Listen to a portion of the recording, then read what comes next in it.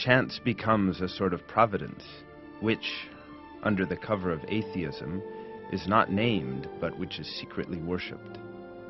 These words belong to the famous zoologist Pierre-Paul Grasset, former president of the French Academy of Sciences, and himself an evolutionist, and summarize how evolutionists adopt the concept of chance as their god.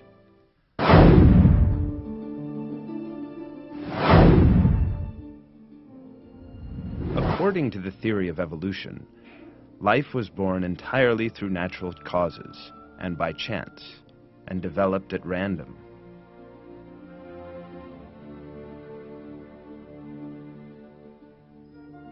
In other words, evolutionists regard chance as divine and claim that it is so rational, conscious, and powerful as to be able to create all the sensitive systems and living things in the universe. In their view, the universe we live in, furnished with countless delicate balances, millions of different species of living things, and their structures that possess exceedingly complex structures and features, all gradually came into being as the result of chance. The fact is, however, that today such scientific fields as biology, paleontology, genetics, biochemistry, and microbiology have proven that life could never in any way come into being by itself as the result of chance and natural conditions.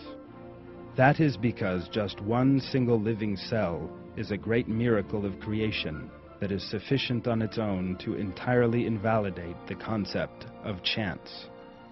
This superior creation in living things is one of the proofs that they were created by God, Lord of superior wisdom and infinite knowledge. During the course of this film, we shall be seeing how the flawless balances in the universe and the miraculous structures in living things totally invalidate the idea of life having come into being by chance. We shall also witness how evolutionists have entered the blind alley of chance in order to avoid admitting the evident truth of the existence of God.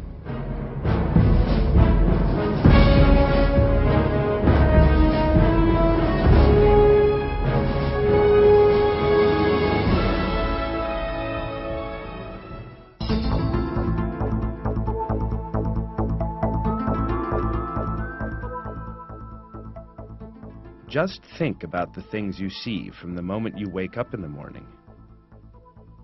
The mirror you look into every morning,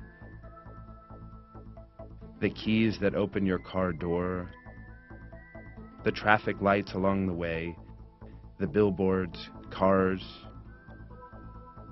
Spend some time to consider, and it will no doubt occur to you that each of these things was produced for a special purpose.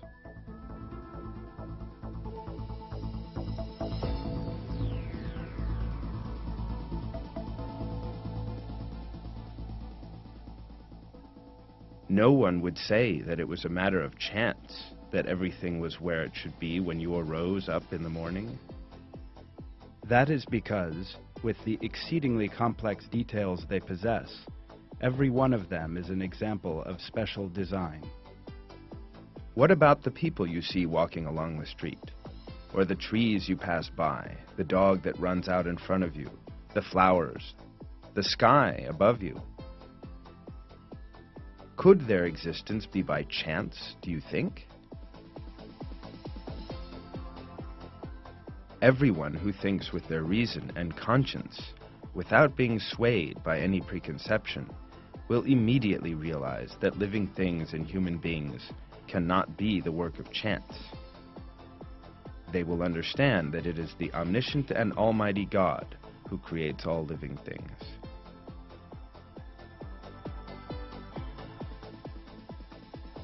In all ages, however, there have been people who failed to see this clear reality, or rather who saw it, but ignored it. These people sometimes emerge as professors, researchers, or paleontologists with long years of training behind them. They claim that trees, birds, clouds, houses, cars, you, yourself, others around you, in short, everything in the universe, animate and inanimate, is all the work of blind chance. In the same way that people all through history have so lost all rationality as to be able to regard totems and the statues they carved with their own hands as divine and think that statues made of mud could possess creative power, these people who regard chance as a divine entity are in exactly the same position. God refers to these people in the Qur'an thus: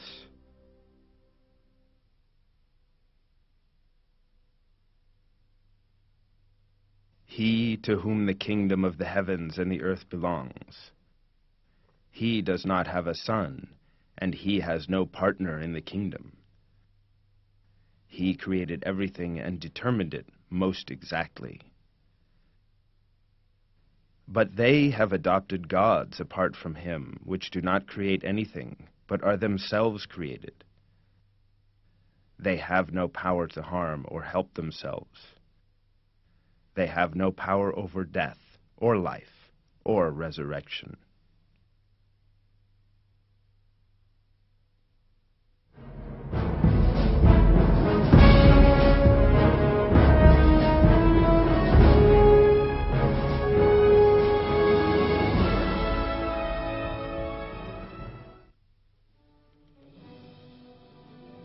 According to evolutionists' totally imaginary claims, in the wake of the explosion known as the Big Bang, atoms in some way managed to create themselves in a very sensitive equilibrium. Some of the atoms that spread out at random came together by chance and formed the stars and planets in space, while others formed our Earth.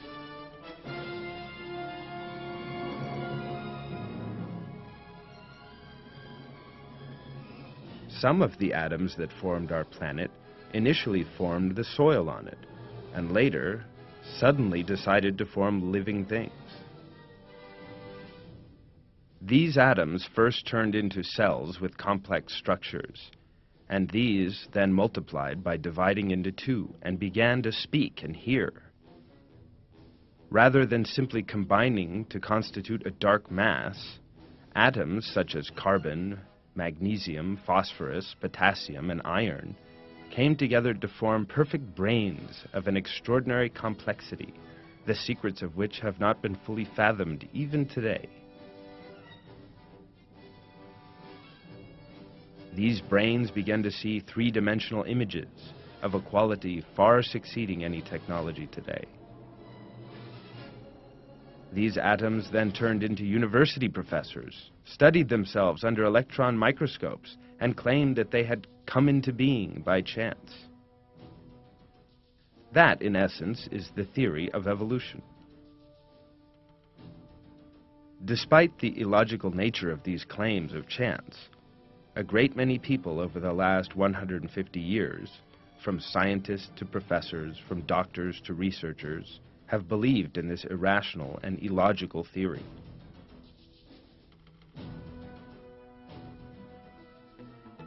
Let us now examine this claim by means of a very simple but easily comprehensible and convincing experiment in order to provide the necessary reply to evolutionists' imaginary scenario. Let anyone who believes in the creative power of chance events take a large barrel. Let them put into it however much material they believe is required to form a living thing.